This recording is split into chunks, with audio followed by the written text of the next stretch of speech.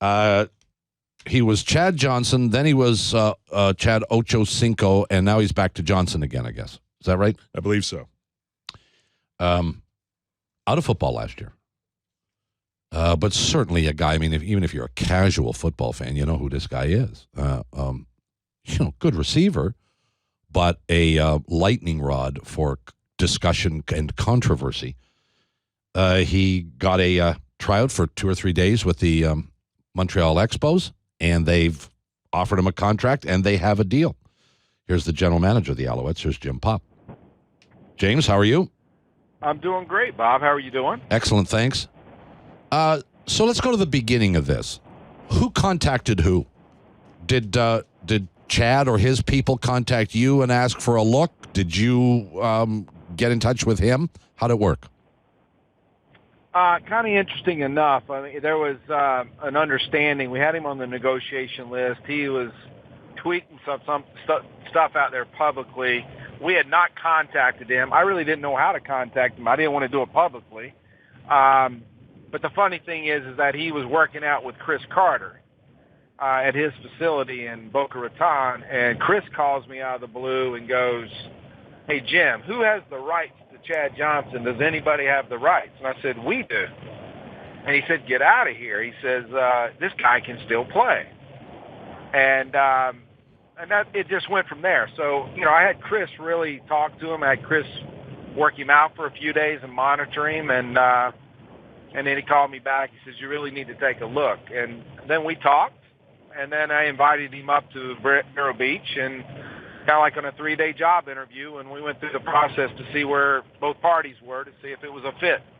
I'm going to guess, Jim, that this wasn't just about his ability to still play football, because the guy comes with a little bit of history. Baggage may be the wrong term. That may be overstating it. But he's not just a guy. He's a guy who's been the center of attention for a good portion of his career in the NFL.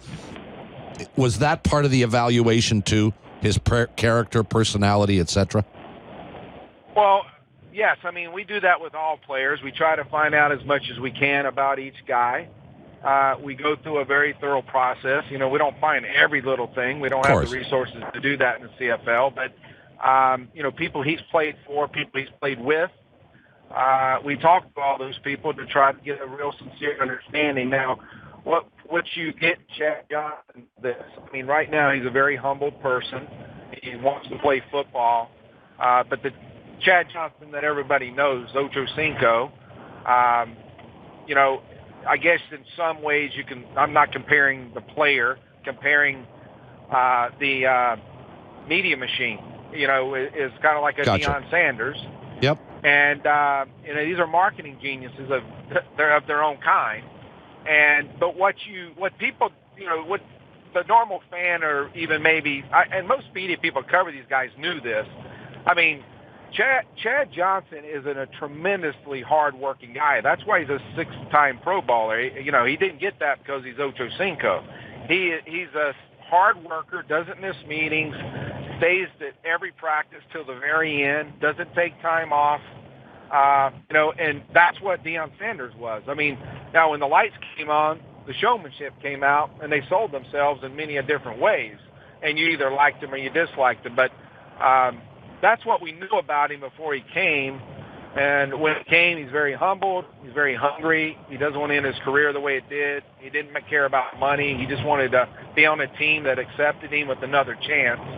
And he showed that for 3 days and did a great job, and everybody accepted him, and the players want to play with him. So it was a good 3-day interview. Is he treating this, Jim, is this, in his mind, is this just an audition for the NFL, or is this something else? Oh, I don't think he's thinking that anymore. Again, he's 36 years old, and he's in as good a shape as any 25-year-old is. And I don't think he looks at that way at all. I think that he probably knows that that's over with. It didn't end the way he wanted it to, Bob. And he still wants to play for the fun. He wants to play because he has a passion to do it. He doesn't need the money. He doesn't want to go out that way. I think he just wasn't satisfied with the way his career ended, and he still wants to play. I mean, he might be one of these rare athletes that that if someone gave him the chance to do it, I can tell you right now, he could still be playing the NFL by his skill set.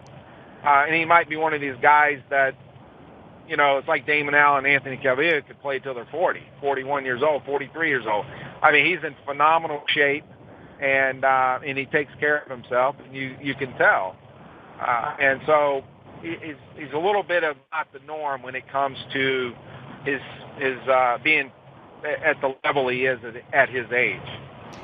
I alluded to off the field stuff, Jim, and I know it does play a factor, but you have to kind of weigh it appropriately. For many people, and you'll know this to be true, for many people, the last time they saw Ochocinco or Johnson was in a courtroom when he slapped his lawyer's butt after a case went in his way, and the judge was so offended by it, he winds up spending a couple of days in jail.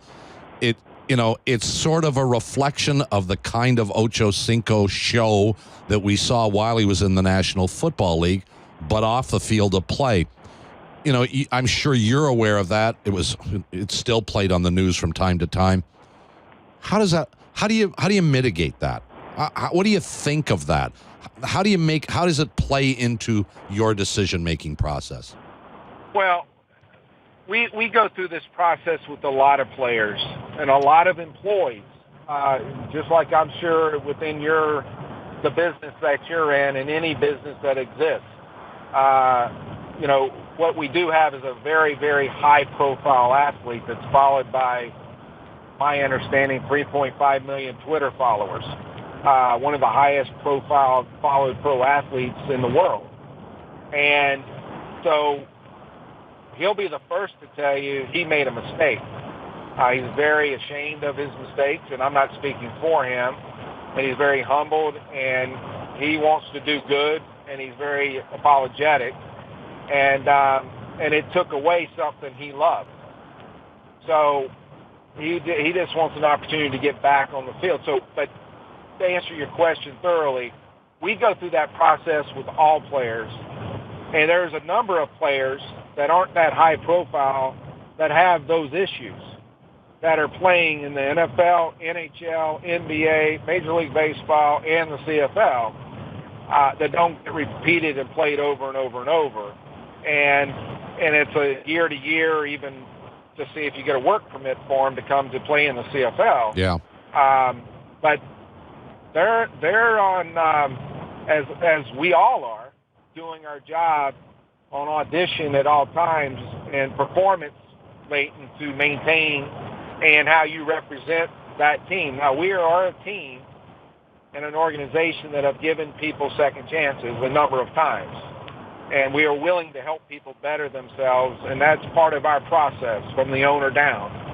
And but we study those people before we ever bring them to our organization to see if they are good candidates, that they will maintain the high integrity we expect. And we do think that with him.